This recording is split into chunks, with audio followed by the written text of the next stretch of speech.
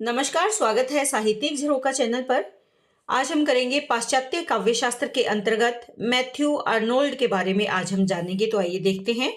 देखिए, Matthew Arnold की अगर बात करें तो इनका जन्म है 24 दिसंबर 1822 और देहांत का समय है 15 अप्रैल 1888। ये सांस्कृतिक आलोचना के अंग्रेज कवि थे जिन्होंने विद्यालय निरीक्षक की तरह काम किया। अपने पिता थॉमस आर्नोल्ड जो रग्बी स्कूल के प्रसिद्ध अध्यापक थे और उनके भाई टॉम आर्नोल्ड ये साहित्यिक प्रोफेसर और विलियम डेलाफील्ड आर्नोल्ड उपन्यासकार एवं औपनिवेशिक प्रशासक थे। यानी परिजन जो थे वो सभी इसी क्षेत्र से जुड़े हुए थे। मैथ्यू आर्नोल्ड को सेज राइटर यानी संत लेखक कहा जाता है। ये आप जरूर ध्यान में रखें, जो उन लेखकों के लिए प्रयुक्त होता है जो समकालीन सामाजिक मुद्दों पर पाठक को निर्देशित और विवश करते हैं। वो 35 वर्षों तक विद्यालय निरीक्षक भी रहे और राज्य द्वारा संचालित माध्यमिक शिक्षा को समर्थित करते रहे। ये आधुनिक अंग्रेजी के महान आलोचक के रूप में जाने जाते हैं। आर्नोल्ड ने भाषणों व लेखों में अपने विचारों की अभिव्यक्ति की है। आर्नल्ड ने प्रत्येक क्षेत्र में विचारों की पूर्णता पर बल दिया। उनके अनुसार सांस्कृतिक पूर्णता का ही दूसरा नाम है। यानी कोई भी जो संस्कृति है वही पूर्णता का दूसरा नाम है और काव्य संस्कृति का अन्यतम साधन है। इस विषय को उन्होंने अपने निबंध ग्रंथ कल्चर एंड अनार्की में स्पष्ट किया है। उन्होंने कहा है कि काव्य की विषय वस्तु महत्वपूर्ण होनी चाहिए जिसमें गहन व तीव्र भावों की संभावना हो। मैथ्यू आर्नल्ड के अनुसार कवि को संरचनात्मक अन्विति, अनुपात, सुसंगति का ध्यान रखना चाहिए। साथ ही यह भी ध्यान रहे कि कवि जिस विषय का वर्णन करे उसके वर्णन में भव्य शैली का प्रयोग हो और कविता में प्रयोजन को महत्व देते हुए आनंद के साथ नैतिक उन्नयन की बात वो करते हैं। कार्य व्यापारों की गुरुता, चरित्रों की उदात्तता, स्थिति की तीव्रता को आर्नल्ड ने प्राचीन यूनानी काव्यों की सफलता का कारण माना और काव्य के विचारों के निरूपण के स्थान पर कार्य व्यापारों के निरूपण पर बल दिया। तो यहाँ पर ये महत्व देते हैं, किसको? कार्य व्यापारों को महत्व देते हैं बजाय काव्य में विचारों का निरूपण करने के।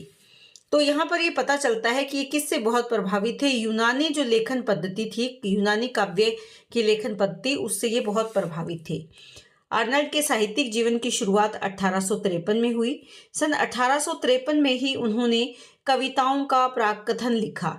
यही उनका पहला विधिवत साहित्यिक काम है। मैथ्यू आर्नल्ड की आलोचना की पुस्तकों को देखने से उनके इस चिंतन क्रम का स्वरूप और स्पष्ट हो जाता है। स्वच्छंदतावादियों ने शास्त्रीय काल और उसकी साहित्य परंपरा की अनदेखी की थी। आर्नल्ड उसका निराकरण करना चाहते थे। वे नैतिक मूल्यों के संदर्भ में स्वच्छंदतावाद की जगह शास्त्रीय मर्यादा बोध को बेहतर सामाजिक व सांस्कृतिक आधारभूमि मानते हैं। इसीलिए उन्होंने होमर पर भी एक पुस्तक लिखी। एक कवि के रूप में आर्नल्ड विक्टोरिया काल के दो बड़े कवियों, जिनमें टेनिसन और ब्राउनिंग के समकक्ष खड़े प्रतीत होते हैं। उनकी डोवर बीच जैसी कविताएं अंग्रेजी साहित्य की अमूल्य धरोहर मानी जाती है। कविता को वे जीवन की आलोचना के रूप में देखते हैं। उनकी यह धारणा उनके काव्य जीवन व आलोचना, इन तीन चीजों को एक साथ ग्रहण करने का आग्रह करती है। अगर हमें उनकी आलोचना को समझना हो तो उनकी कविता और जीवन दृष्टि को भी ध्यान में रखना होगा। और इनकी ये जो पंक्ति रही वो बहुत ही महत्वपूर्ण रही कि कविता जीवन की आलोचना है और इस पर काफी बहस भी हुई है साहित्य के क्षेत्र में। आर्नल्ड सबसे पहले कविता के विषय को महत्वपूर्ण मानते हैं। यानी काव्य लेखन में सबसे पहले विषय महत्वपूर्ण है। कविता का विषय भव्य होना चाहिए। फिर उसमें कवि अपनी भावनाओं का, यानी दूसरा क्या है, भावनाओं का अनुप्रवेश करे। शेष बातें अपने आप आ जाती हैं। अगर विषय उच्च श्रेणी का है और भावनाओं की अभिव्यक्ति उसमें हुई है तो कविता अपने आप श्रेष्ठ श्रेणी की रहेगी। इसीलिए वे ग्रीक अभिव्यक्ति पद्धति को आदर्श मानते हैं। क्योंकि उनकी शैली भव्य होती है। यह भव्य शैली गरिमामय रचनाशीलता को व्यक्त करती है। इस शैली में दो तत्व अपने आप आ जाते हैं या इन दोनों तत्वों से गरिमा में शैली आकार ले लेती है। क्या है वो तत्व? काव्य सत्य और अति गंभीरता। जो काव्य है वो सत्य पर आधारित हो और उसमें भावों की गंभीरता होनी चाहिए, जिससे कि जो शैली है वो अपने आप एक नया आकार ले लेती है। तो यहाँ पर हमने जाना कि जो मैथ्यू अर्नोल्ड हैं वो किस प्रकार काव्य में भावों की अभिव्यक्ति और विषय को महत्व देते हैं। और इसके साथ साथ जैसा कि हमने देखा कि वो जो शास्त्रीय पद्धति है या शास्त्रीय जो तरीके हैं, शास्त्रीय मर्यादा बोध है, उसको अपने काव्य में ज्यादा महत्व देते हैं।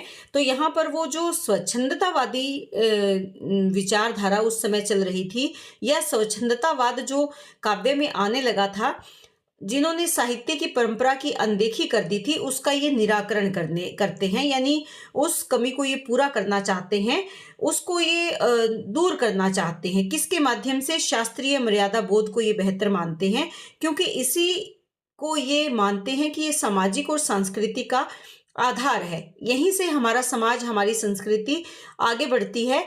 इसीलिए उन्होंने होमर पर भी एक पुस्तक लिखी है। तो इस तरह से हमने जाना कि जो मैथ्यू आर्नल्ड है वो किस प्रकार पाश्चात्य काव्य शास्त्र में अपना योगदान दे पाए थे और क्यों वो महत्वपूर्ण है। बहुत बहुत धन्यवाद। इसी तरह चैनल से जुड़े रहें।